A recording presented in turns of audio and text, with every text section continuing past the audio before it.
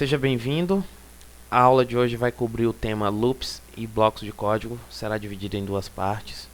E o que são loops? Loops, antes de mais nada, se todos já conhecem alguma coisa de programação, sabe que são estruturas de controle repetitivo, não é? A eles nós damos o nome de loops ou laços.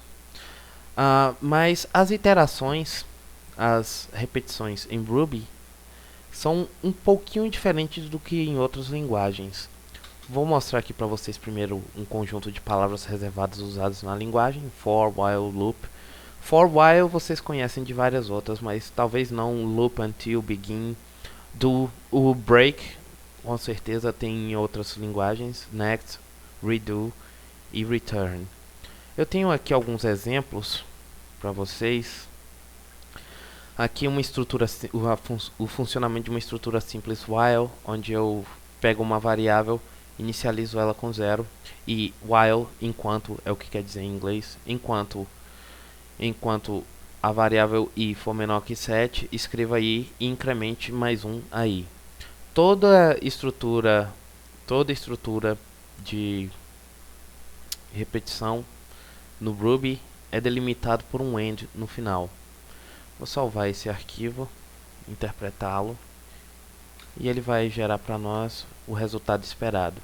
Ou seja, ele fez a iteração, incrementou 1 a cada vez que fosse chamado dentro do laço e saiu no número 6, porque 6 é o último número que é menor do que 7, inteiro menor do que 7, fazendo com que o próprio 7 já fosse falso e saiu do loop. Ok, tem uma outra forma, que é utilizando o método until, o iterador until. Fiz um outro exemplo aqui. Until em inglês quer dizer até que. Eu atribuí a x o valor de 5 e disse até que x seja igual a 0, escreva loop mais x.toS. Esse método, se vocês se lembram da primeira aula, viram que nós não podemos concatenar números com strings em Ruby, mas tem um método nativo de qualquer classe do Ruby, que é o método .toS, ou seja, toString, que converte o valor para uma string. Por isso, o valor de 5 vai ser convertido para uma string e vai ser somado à string loop. E após isso, eu vou decrementar 1 do 5 até que essa condição aqui se torne verdadeira. Quando chegar ao 0, ele sai direto do loop, ou seja, provavelmente isso deve imprimir algo de 5 até 1. Vamos testar. Until, ok. Loop 5, 4, 3, 2 e 1. Outra forma de iterar no Ruby é utilizando o próprio loop. Em Ruby os loops também tem loop. Aqui eu atribuí à variável y o valor de 5. Agora, o loop por si só ele não faz nada. É necessário um bloco de código. Vou explicar sobre isso na aula que vem. Do e end para criar isso. Eu peguei esse número 5. Ele vai fazer esse loop. Ele vai escrever o número 5 aqui e vai decrementar 1 a cada vez que for chamado. Numa linguagem natural ou numa linguagem qualquer, você utilizaria essa sintaxe. Se y chegasse até 1, break. Break força a saída de um loop e delimitar com o final. Agora eu quero que vocês prestem atenção numa coisa. Isso é uma linguagem natural, ou seja, você pode escrever da forma que você pensa. Por exemplo, saia do loop se y for igual, Deus do céu, for igual a 1. Ou seja, ele deve imprimir algo de 5 até 2, pelo suposto. Loop, ok, imprimiu de 5 até 2. Ele sairia do laço se y chegasse até o valor de 1.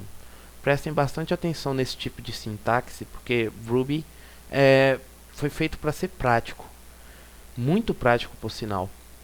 Às vezes não é bom você ficar utilizando os conceitos que vocês trouxeram de outra linguagem para dentro do Ruby. Mas vamos para a próxima iteração, que é utilizando o begin.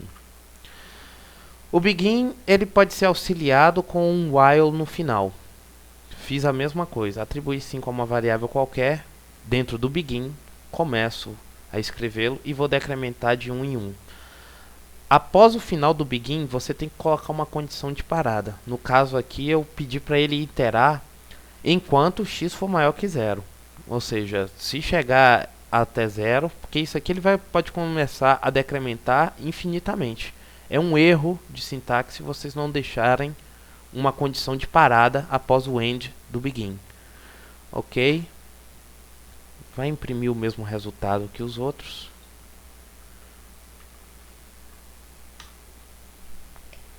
E por último dessa aula, vamos utilizar o for. O for tem várias formas de ser utilizado. Na maior parte das linguagens você utiliza a sintaxe for, inicializa a variável, condição de parada, incrementa ou decrementa. Aqui a gente vai utilizar sempre o for com a cláusula in. O for, eu vou dar só um exemplo aqui de iteração. Tem vários outros que eu posso passar para vocês. Eu criei aqui um array, certo? Ao A eu atribuí um array com alguns nomes, Paulo, Mestre Gabriel, Tássio. E passei também um outro array como elemento desse próprio array. Ou seja, isso aqui, como vocês sabem, é um array bidimensional.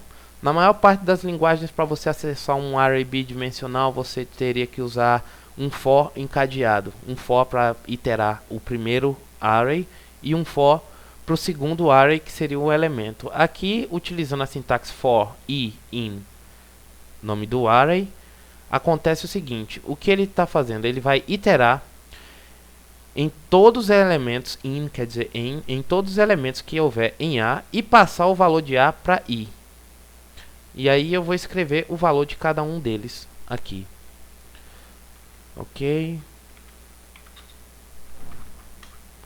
Ok. E podem observar que ele iterou dentro de todos.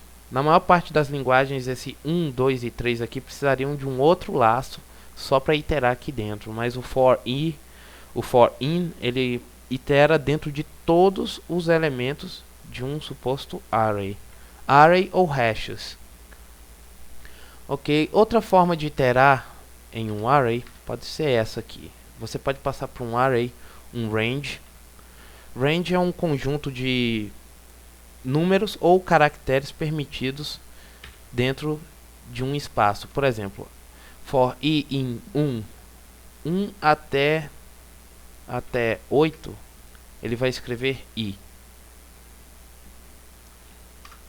Ok, ele pode iterar dentro de um range de números, ou eu posso delimitar também esse range usando letras, quem sabe de A a J, e vamos ter o mesmo efeito, só que escrevendo todas as letras. Ok, a próxima aula eu vou falar mais cuidadosamente sobre alguns métodos iterativos e sobre blocos de código. Até mais.